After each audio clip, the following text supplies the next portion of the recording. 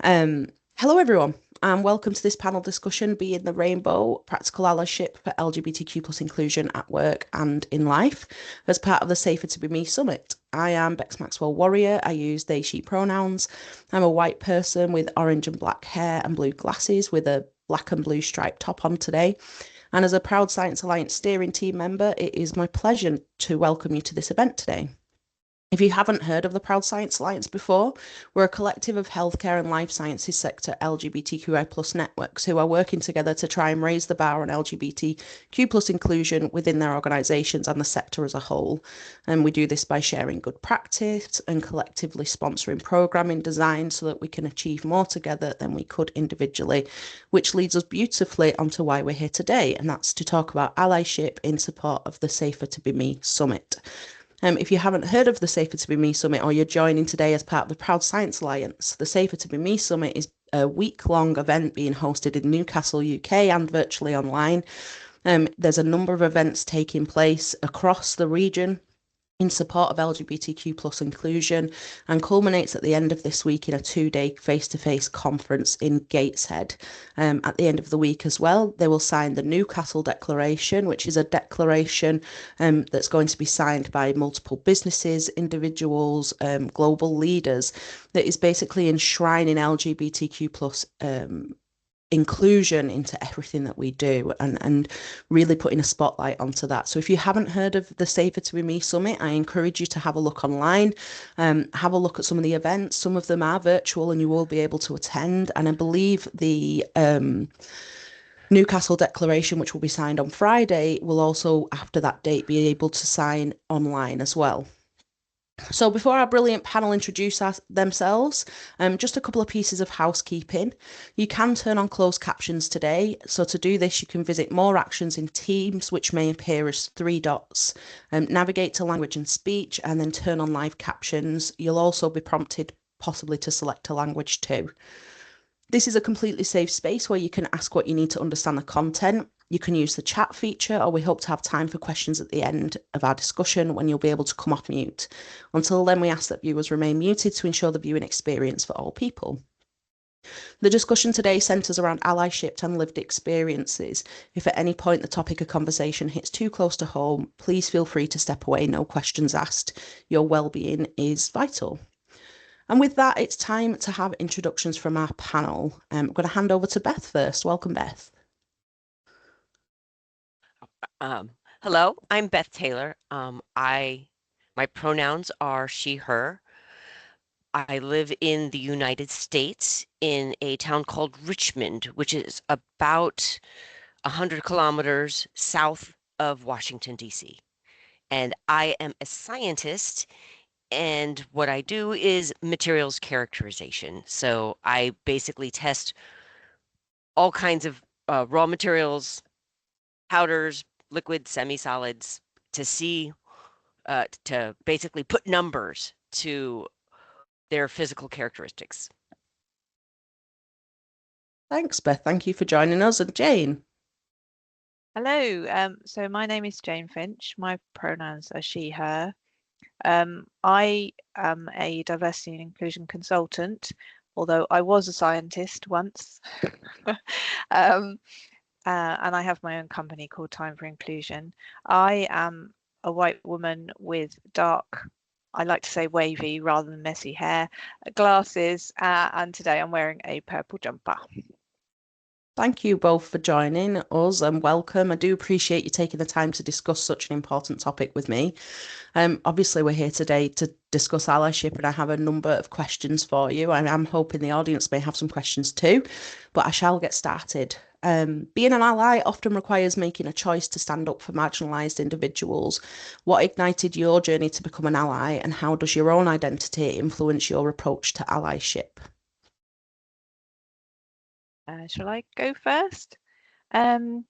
So my story starts really with, I have 2 children, 2 grown-up children, and my daughter, when she went to university, it became quickly obvious that she was going through a mental health issue, and she became quite poorly. But over time we discovered that she'd been having problems for quite some years, and she'd not disclosed that to us. And so I was determined that I would, with my younger child, who's 4.5 years younger, that I would keep the communication open as much as possible, which meant parenting in a slightly different way and really thinking about the impact of what I was saying and what my husband was saying to the younger one. And so when it became apparent to us that maybe they were on a journey of discovery around their sexual orientation and ultimately also their gender identity, I joined the ERG at work. I was in the corporate role at the time, and asked for help. But they kind of turned it around and said, "Oh, Jane, you're a trainer. Would you like to take the training materials from our American colleagues, which are really perhaps not quite right for a European audience, and turn those into something that would be acceptable to a European audience?" So I went on a massive journey of discovery because I'd started from really not knowing very much at all and looking for some help as to understanding what Lizzie was going through, to having to teach myself stuff and teach myself to be an ally and then help other people to be allies. Interestingly, talking about my own identity, I identify as a woman, and actually that I think is an area where I find it hardest to recognize how, or I've had to really work hard to learn how to help men be allies to women, because I kind of brushed all of the things off, and so that's quite an interesting thing. But I suppose what I did was I applied the same thing as I had to learning how to be an ally to Lizzie and Lizzie's friends, and also my colleagues at work, which was educate myself. Thank you for sharing that, Jane. Hi, my allyship started in adulthood. I am of an age where I wasn't exposed to a lot of it as a child or growing up. But when I was in college and graduated college, I mean, everybody deserves to be who they are. I was a little punk rocker, and that kind of goes back to that philosophy, be yourself. And so allyship as an adult came very natural to me. And what really propelled me to be vocal to as I am today was when my child came out to me in high school. So it was the fact that she felt I was a safe place, uh, and that I had raised her that love is love. It doesn't matter, it might be different. She was going to Catholic school, so this was breaking away from some of the expectations um, of her own peers. And that was just so powerful to me. At the same time, what made me sad was she told me not to tell her dad. This, her dad and I are divorced, and this made me sad because I know he wasn't that kind of person.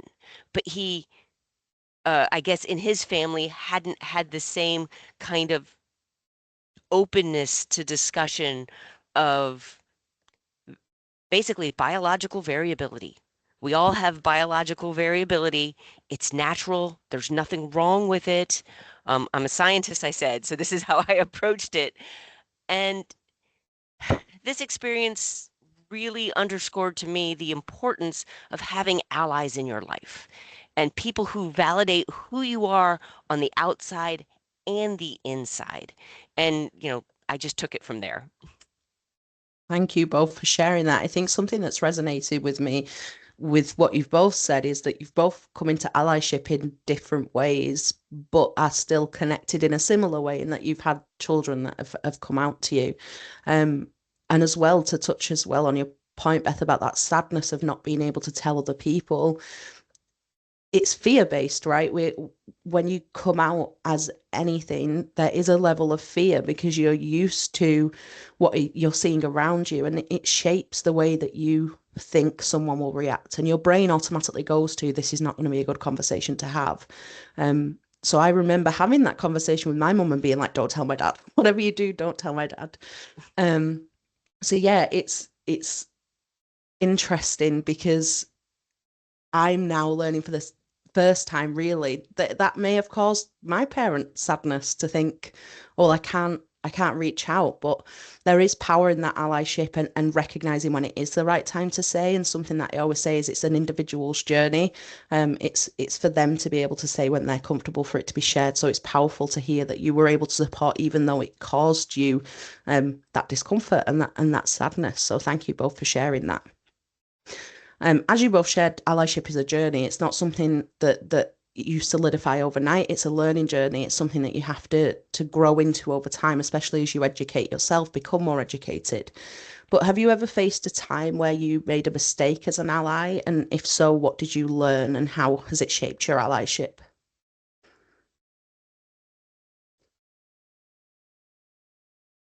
I can go first on this one. I made a mistake. I was, part of an organization where we're very open to inclusion of all kinds of people. And it's because I ride a motorcycle. It was a motorcycle club. And that it sounds like it would be kind of exclusive, but this one was specifically what we would call a leather family, where we were just very, the point of this one was to be very inclusive. And while looking for new members, we had heard the voices of everyone in the club, and vetting, especially within the community, is this a safe person or is this not a safe person, is very important so that our group would still feel safe within each other. And the one person that I didn't listen to was a trans man. They were like, this person is not a good person. We shouldn't be associated with them. But there were old guard leather who vetted them. In the end, that person turned out to be a problem. And that, to me, is everybody has different experiences. And just because you're a gay man or you're poly or you're doing whatever, and this person seems okay, that doesn't mean they're okay for the, what is it, diaspora, the broader community. And so all the voices should be given, equal weight, and some of them more because their experiences might be different. And so that was a mistake that I made and that I have learned from. That's really interesting. And I think something that I think is important to note in a conversation of this nature is allyship doesn't just mean exclusive to your identity. It can also mean inclusive of the space that you take. So within the LGBTQI plus community, it's people who have a sexuality that is not heterosexual, also standing up and being an ally for those who may not be who may not conform to gender stereotypes or maybe trans. And we do see it where there are some LGB people who are trans exclusionary. They don't like or don't support trans people, don't understand why we're under the same umbrella. But it's important that we recognise that our differences are the things that unite us. And no one person is one thing, right? We all have intersectional identities, but part of allyship too is recognising that sometimes the safe spaces created for LGBTQI plus people can be exclusive and really can make other people feel excluded based on other intersections of their identity. So whether that be their race, their social class, their gender identity. So that allyship doesn't just need to happen outside of our communities, it has to happen within as well. So yeah, thank you for sharing that, Beth. Jane, is there anything that you wanted to add to that question? Yeah, one of the things I think in any of this work is learning to stop centering yourself. I wouldn't say that I'm, life and soul of the party and I always have to be the center of attention, but sometimes you center yourself and you don't realize you're doing that and it's not appropriate. So one time a colleague, a woman with a trans history, and I'd known her before she transitioned as well, so I'd known her a very long time, and she shared with me what had happened and the experiences she'd gone through with medical professionals. And at that point, when she told me what the doctor had said to her, I burst into tears, because it was like, oh, I can't believe that this happened to you. And rather than like, I'm so sorry that happened to you, which is keeping her center because it's her story, it was completely, I wasn't prepared. Nowadays, I prepare myself that I'm going to have to be, it's not about me. But at that point, and I did, because she just looked at me. It's like, of course, I mean, she'd come to terms with it. It was just part of her history. It was just a thing. It didn't upset her anymore. And by not being ready for that, I'd kind of sent myself. I'm glad to say she didn't say, oh, don't worry about it, because that, she that's not the thing, and I wasn't expecting her to. But it's still, I think, a thing I struggle with sometimes, where you have to keep your empathy, but on the other hand, you need to sometimes be strong enough to not end up taking the attention, because that's not the point. No, I appreciate you sharing that, Jane, and it's a good point. It can be hard sometimes to level those emotions when you're trying to create those safe spaces, especially because we know that people within the LGBTQ plus community do face discrimination or do face mental health challenges at a higher rate than other identities. And as somebody who has lived experiences that some may describe as trauma-based, and as somebody who talks about them very openly, because in my mind, the best thing that I can do to try and break stigma is to sort of talk openly about these experiences.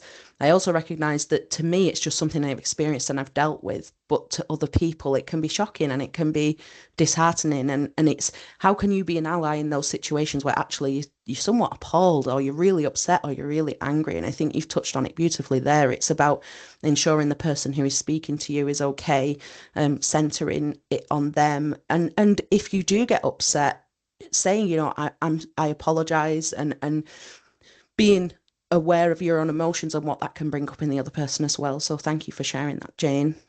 I think it's touched on as well how uncomfortable allyship can sometimes be, and whether it's correcting someone's using pronouns incorrectly, or challenging a homophobic joke, or questioning racist rhetoric.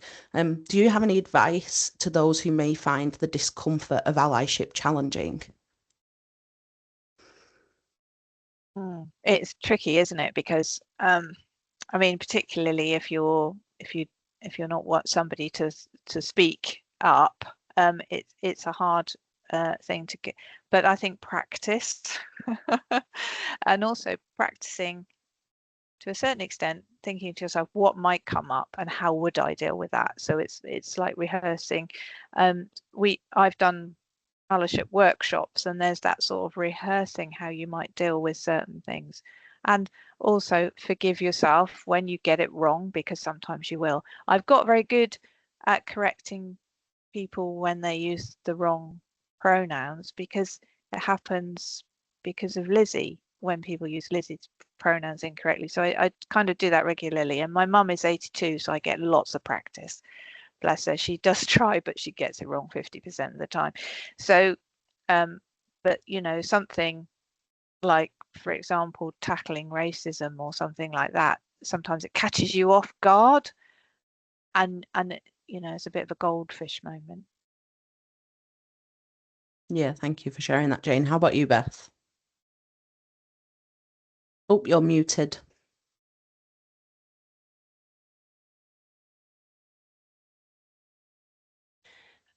I agree. Practice. I have also the advantage, even in a scientific community, I am one of the lone extroverts.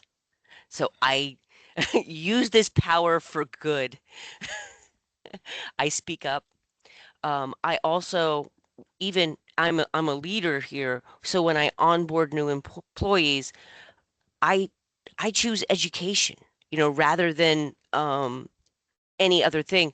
For example, when having conversations about your weekend, please use spouse instead of wife or husband, because there are people here that may not be out, and that opens the conversation to them. Use partner instead of boyfriend or girlfriend or significant other. The practice not only helps avoid confusion, but again, opening up the conversation to everybody. I also, at work, have done my fair share of pronoun correction. And they're like, I just don't know, the name, but then their name. And I'm like, they, them, or he, him. And I said, it's disrespectful not to use, you know, chosen pronouns, just like it would be disrespectful to give somebody a nickname they hate. It's, again, as an extrovert, I try and help others through education. I like that. I think the education piece is really important too, and not to be shied away from or feared of. I think something that I always like to do as well is utilizing the tool that is appropriate for the moment. What I mean by that is, if you're in a big group setting and somebody is continually using the wrong pronouns and names, is it appropriate for me to call you out right now, or do I need to take you to one side afterwards and address it? Because there will be some individuals who, if you call them out, it's going to upset them, or it's going to demoralize them, or it may make them think, well, sod you, I'm going to do what I want to do. But if you pull them to one side and you have that polite conversation, actually, it can be an eye-opening conversation for them. It may be that actually it is appropriate for me to address this now, that the group that I'm in, it is appropriate. The other piece that I always say too is ensure your own safety. Allyship often leads to very uncomfortable situations and difficult conversations. And while that is part of allyship, and part of the reason that you feel that discomfort is because it can often be a discomfort to be part of a community that is feeling this level of difference, often facing negative rhetoric and things. The reason that there's discomfort in allyship is because it's uncomfortable to be a part of that conversation, but your safety has to come first too. So recognizing when it's appropriate for you to speak up. Yeah, education, it can't be sniffed at. It's really effective in helping people learn. Which leads me beautifully onto our next question, which is about allyship and taking education and awareness and how important that is. Do you have any do's and don'ts of becoming educated as an ally? Sure. I will go first this time. The basically seeking information from reputable sources, not just your friends, but places like in the United States, the Trevor Plot Project, PFLAG, Side by Side, your local LGBTQ organizations, and also asking respectful questions, because everybody's journey is different. If they are open to questions, again, time and place, like you said before, for the education bit, it in a group, they might not want to discuss it, but maybe one-on-one, if they start talking about it, you can then ask respectful questions. As far as don'ts, I've already kind of covered this. Don't make assumptions. Don't make assumptions just because one person's viewpoint is not everybody's viewpoint. And that's not just as an ally, that's just in life as well. And don't overstep your boundaries. Again, as an extrovert, recognizing, pulling back, letting them make the first move, who I'm talking to, if I, for education. There is a phrase going around as far as mental health, if you don't have the spoons. So what spoon theory is, you are given you have a certain number of spoons in your drawer at the beginning of a day. Some days you might have more than others. And as you go through the day, you use your spoons, and sometimes you just run out and you don't have the emotional energy to deal with anything else. And I like to look at, not everyone is going to have the spoons to answer the questions at that time. There might be a different time. And I also like to think of myself as adding spoons to the drawer. As an ally, I can help them navigate difficult situations. And again, maybe I'm the one asking questions of somebody who's being disrespectful. And I love that. Thank you for explaining the spoon theory as well. How about you, Jane? Well, yes, we often talk about spoons. Haven't got the spoons for this. Yeah, I think one of the things that is important to remember is it's not somebody's job to educate you unless they've put themselves forward to educate you. So like Becca is very happy to educate people, and that's great, but don't assume that somebody, because of their identity, is ready to, happy to, or even sometimes has the capacity to explain something to you.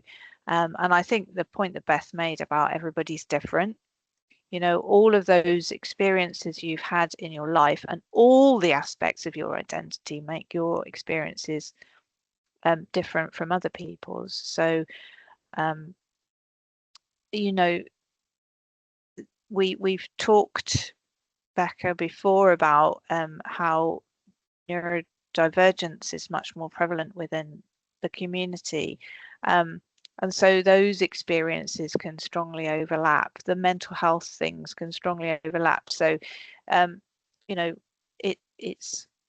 it's remembering the context, I think, is quite important, and do the work yourself. I mean, Beth made a really good point about going to there's lots of sources out there where you can go and find out information without putting somebody on the spot.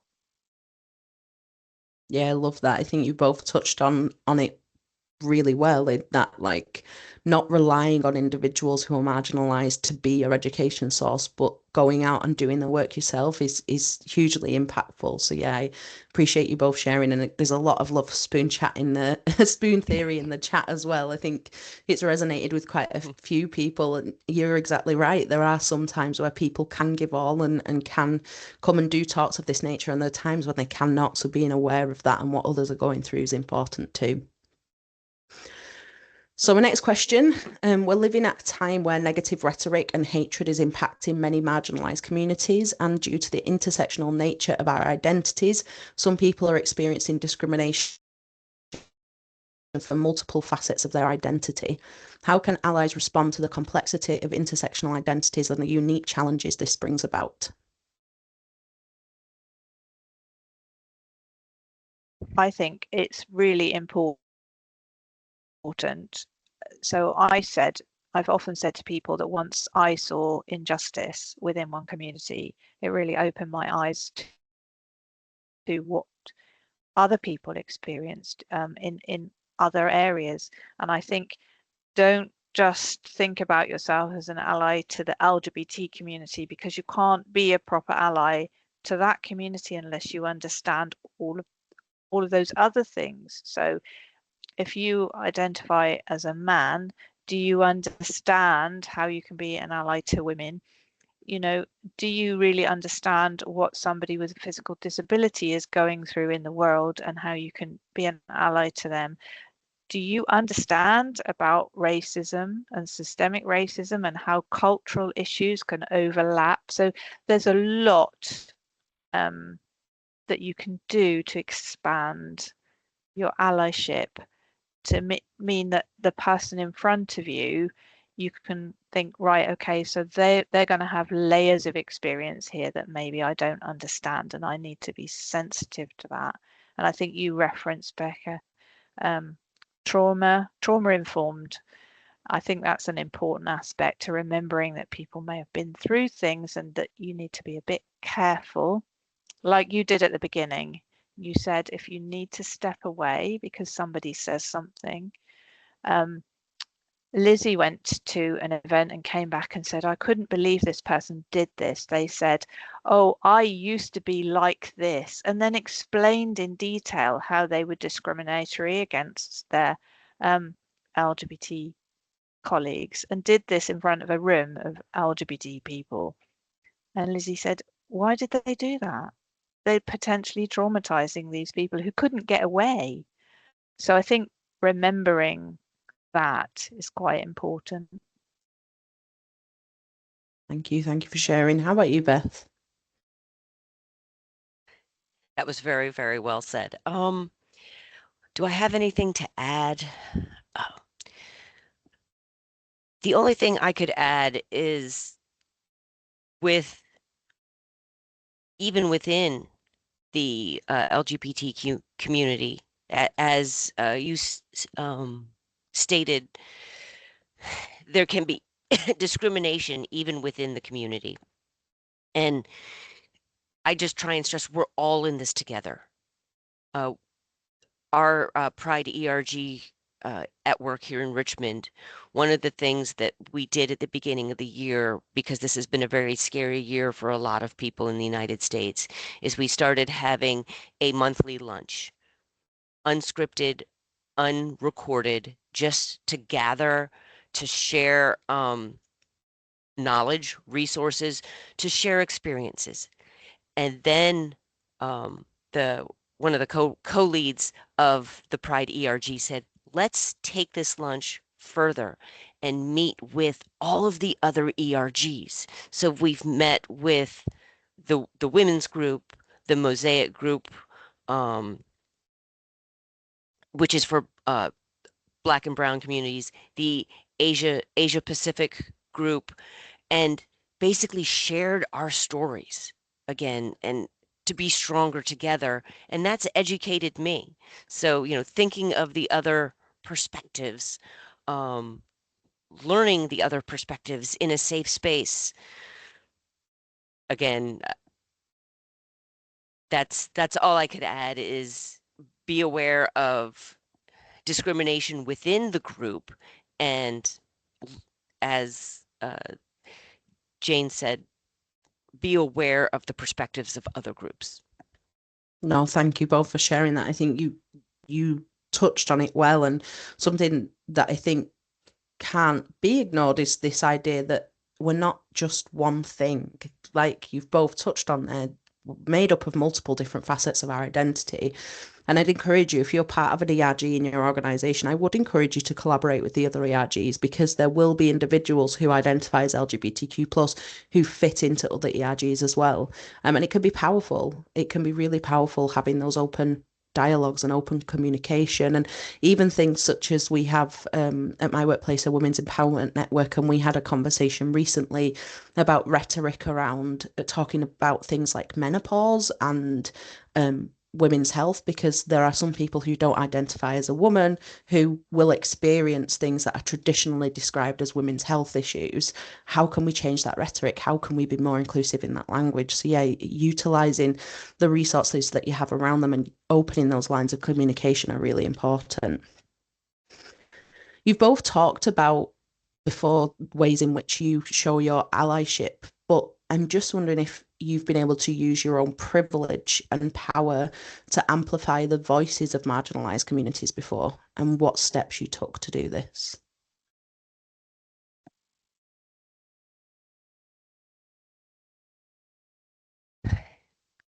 Basically, putting a safe face on the experiences of other people.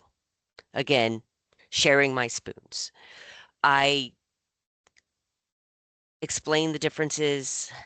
I have when somebody at a work function had approached one of our LGBT ERG members and started just asking a lot of questions. I'm like, whoa, whoa, whoa, wait up. Are you okay? Can I answer these? And at the time, the individual that was being harassed for their identity as it didn't make sense, said they could handle it, but stepping in when you see a situation, as a, safe face. Well, I am, heteronormative, so does my opinion mean more? Absolutely not. But to people with prejudice, it might. I think that's a really important point, actually, that sometimes we can start the conversation because we are seen as less threatening to somebody who has some very entrenched ideas. And so you start the conversation, which means that other people can then be brought into the conversation and then they can carry it on. But I mean, when somebody once said to me, well, how can you talk about these things? You're white, as if that was the only part of my identity that was relevant. But actually, yes, but that means to another white person who perhaps is being racist, I'm safer, and so I can start the conversation, and then maybe bring them round to something, which means someone else is safer having that conversation with them who isn't white. I think the most practical thing I've done to use my privilege and power is that I've been asked to chair panels, a bit like you, Becca, and I've brought people in who are talking about things which are, about themselves, and as a chair, I step back there and they are speaking, and I'm using that opportunity to find them and bring them in to talk in front of other people who perhaps wouldn't have heard them otherwise. So that's on a very practical level. No, it's helpful. I appreciate you both sharing. And I think there's power as an ally in recognizing your own privilege and the positions of power that you hold and the places that you can then utilize that power to your advantage. I think sometimes we see privilege, we hear privilege and we think of it as a negative thing because, we have privilege over somebody else. Well, how can I turn that privilege into something that's going to be beneficial to other people? And that's power. That is power in allyship. If you can utilize the strengths that you have and the privilege that you have to help other people, that is a powerful form of allyship. So yeah, thank you both for touching on that. We've talked a little bit about the workplace, but what workplace strategies are needed to ensure support of LGBTQ plus colleagues, especially in the current climate?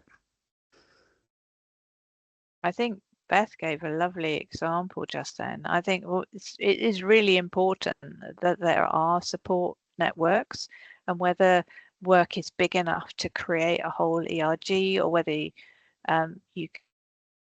can signpost colleagues to a group outside of work that can support them. I think those structures are really important right now. You're not on your own. You're absolutely not on your own. And I'm a big believer in making sure that inclusion is documented within policies and processes, because at the end of the day, if you read tribunal transcripts, you'll find that very, very often the tribunal will say, well, you didn't have a policy for this. You didn't even have a policy and you didn't do any training.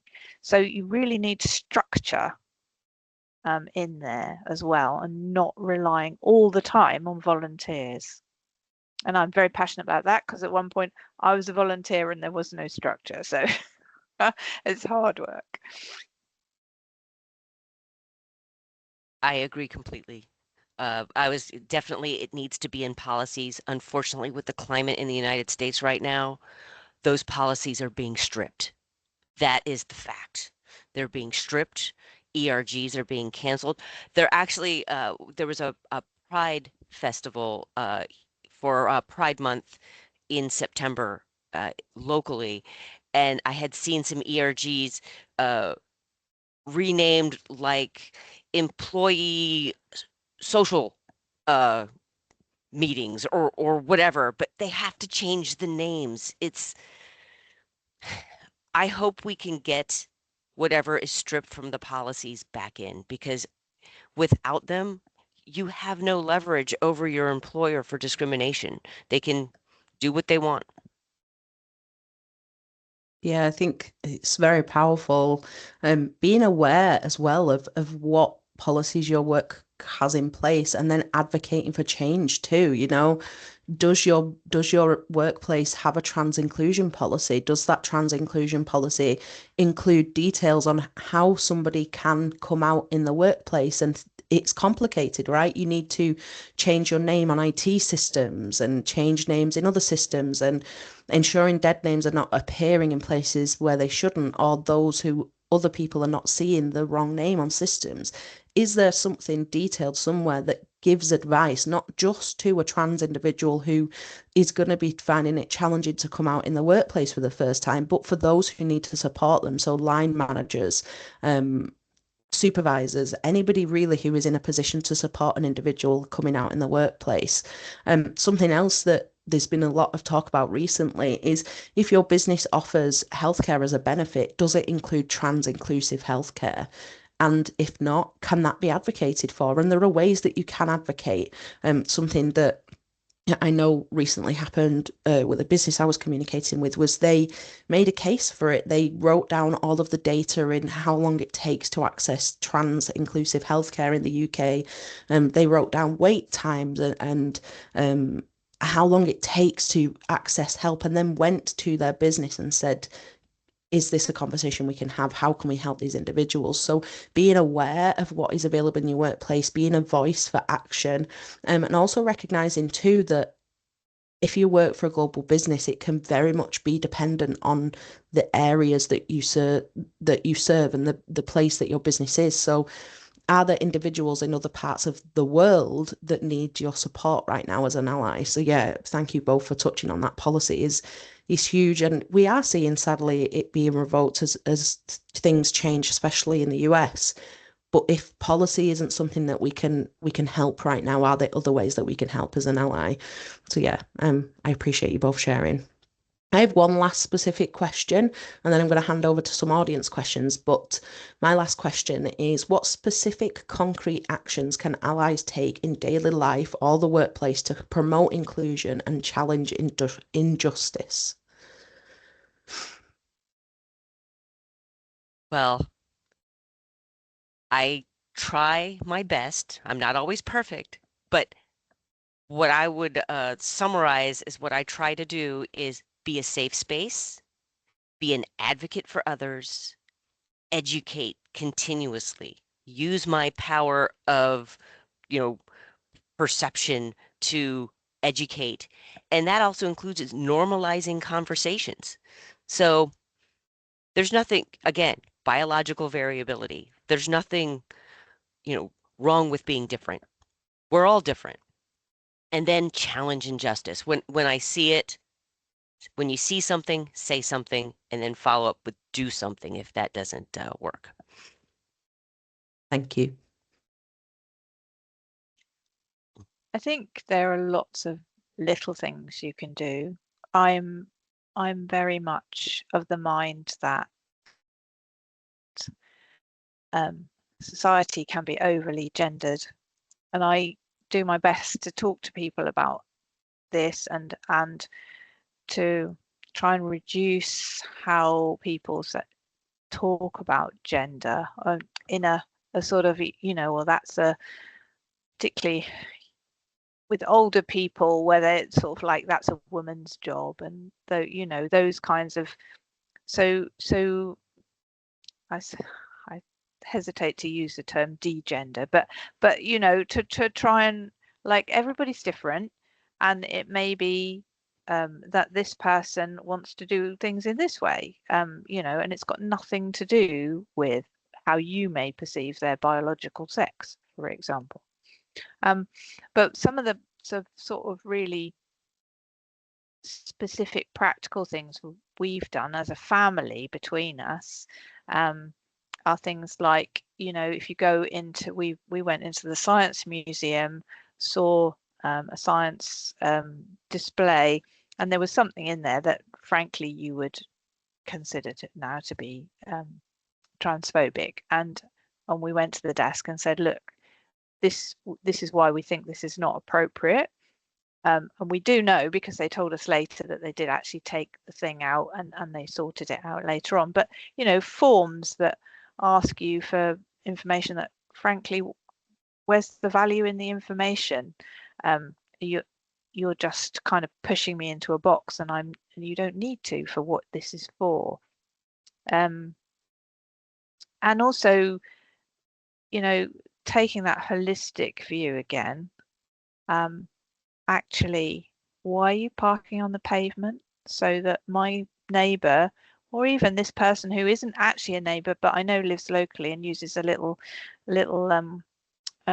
scooter thing along the pavement because they can't walk, they can't get past now. So because you've parked on the pavement, so it's sort of like it's opening your eyes to things that don't impact you, but impact other people, and going, this is not okay, and seeing where do you have to push the button in order to get this to be sorted out. And, you know, outside of work, maybe that's going talk to the council about something, maybe that's writing to your MP. You know, I think all of these things, people don't like politics, but actually sometimes you need to get a bit involved, and you need to go, this is not okay. Or sometimes, that's brilliant, I absolutely support that, and this is why. So yeah, that's really helpful. Thank you, Jane. We're going to open up to some audience questions now. And we've had a great question from Maria. Thank you for sharing that. So you said you speak about educating others, and the example given was new hires coming in when you're in a position of power over them. Do you have any tips or suggestions for when you may be trying to educate those above you, for example, a parent? yeah, parents are tricky. I mean, my parents are in their 80s. We kind of just steer my dad to being less sexist. That's about as far as it goes. My mum is open to I think sometimes you just need to find some fairly simple resources to start with. Just introduce the idea of something. Yeah, I don't know if that's helpful, but yeah, you have my sympathy educating a parent. Do you have any advice, Beth? I'm thinking again, long line of Portuguese Catholics. My and I noticed with my father before he passed, and I'm noticing it with my mother. As people age and get into those advanced years, sometimes they revert more to the mores of their childhood. Yeah. So they regress in their viewpoints of the world. Everything was rosy back then. Everything I know wasn't rosy for my mom because she, as a woman, joined the Air Force, became a meteorologist, went to college, had professors refuse to talk to her and answer her questions because women's places were not in the sciences, even though she was representing the U.S. Air Force. So there are ways of doing it, but you have to be very gentle and try and do it in context of where they are coming from. I get a lot of tight-lipped from my mom when I try and use the examples of her discrimination in her youth to the discrimination now. Like, how is this harming you? Does is it really that important to you? Living your own life, they should be able to live their own life as well, especially this is something that doesn't impact you. Um, as far as, fairness, but that's about all I have is trying to put it in the context of fairness, and we need to be fair to everyone, regardless of things people have becoming more accepted, skin color, um, their gender, and now their identity. How is that any different? Yeah, And I think something else that you can do is you can prepare yourself ahead of any conversation. So if you know the person above you and you know where they are coming from, if you're aware of where they're coming from, maybe you have heard them speak in a derogatory term before now, you can prepare yourself for what you want to say and have the education resources to back it up. So, for instance, something that I have regularly heard is that how can somebody be they, them? That's plural. And my answer is always the singular they has been used throughout time to indicate an individual person. For example, if you just met somebody in a group setting and an individual came up to you and said, "Where's Brian gone?" You wouldn't say Brian has gone to the toilet. You would say they have gone to the toilet. That is use of singular they. It's possible. It's about making sure you're in a position where you feel educated and safe enough to have that conversation without getting almost frustrated at the response that you're receiving. And something else that I like to say is, can you tell me why you think that way? Can you tell me what it is that's influenced you to believe this? Because if you can understand where that influence has come from, it may be a way in for you to maybe change it and change. Well, I can understand why this may be frustrating, but how does this impact you? And it can be an open line of communication. So thank you for asking that question. They've gone on to say, at what point do you just kind of drop it and say, well, they are as they are? We've had to kind of quit in regards to politics, but my younger siblings are both trans, so it's constantly in conversation, i.e. dead names and misgendering. Yeah, that's tricky. I mean, if it was somebody senior to you at work, then and you're struggling, then I would go to HR and ask for some help. If it's family, it is quite difficult, and actually, I think for some families that causes a disruption which is not possible to mend.